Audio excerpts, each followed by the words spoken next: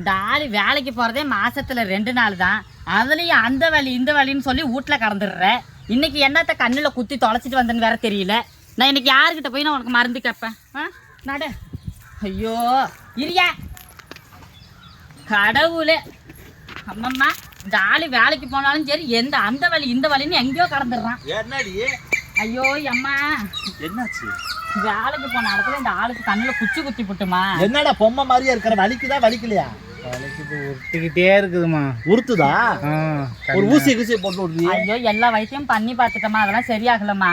ஐயோ, எனக்கு எல்லா உதவியும் பண்ணிட்டீங்கம்மா. அப்புறம் நான் காசு வேணுமா?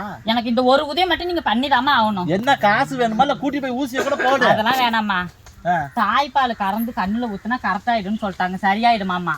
தாய்ப்பால்? ஆமாங்கம்மா. சரி சரி, யார்ட்டையும் கொண்டு போய் கொடுத்து வாங்கி கூட ஊத்து. எனக்கு இந்த உதவி மட்டும் பண்ணிடுங்க நீங்க. என்ன போய் எங்க வாங்க சொல்றேன்? இதுல மட்டும் கொஞ்சம் தாய்ப்பால் கறந்து கொடுங்கம்மா. தாய்ப்பால் நானா? ஆமாங்கம்மா. இதுல கறந்து கொடு. இதுல கறந்து கண்ணு வேற தெரியும். ஏமா ஏதோ அறிவு இருக்காமா? ஒரு தாய்ப்பால் கேட்கறதுக்கு ஒரு சங்கம் ஒரு டம்ளர் எடுத்துட்டு வராமா இவ்வளவு பெரிய குண்டா கொண்டாந்தீங்கன்னா? அந்த தாய்ப்பால் யார்கிட்ட கேட்க வந்திருக்கிறா பாரு? 55 வயசுல நான் தாய்ப்பாலை கொடுக்கணுமா இவளுக்கு? இவனுக்கெல்லாம் மிளகாப்பொடியை போட்டு வேணாம் கொல்லக்கூடாது. ஏண்டி மாடு கறக்கிற போவனியை கொண்டு வந்து தாய்ப்பால் என்ன? நீ வந்து சங்க கொண்டாந்து கொடுத்தா மட்டும் இப்ப கொடுத்துடலாம் உனக்கு. நீ இப்ப அங்கிட்ட அலையிற மண்டையும் ஆளும் மாடு கறக்கிற